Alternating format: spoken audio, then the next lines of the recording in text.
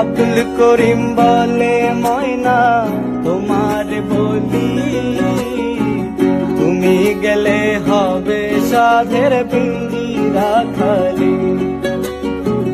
আব্দুল করিম বলে ময়না তোমার বলি, তুমি গেলে হবে সাধের পিঞ্জিরা খালি।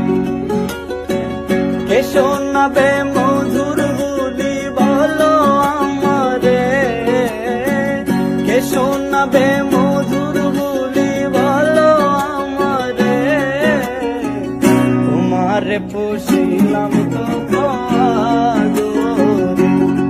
আমার মাটির পিঞ্জিরায় শোনা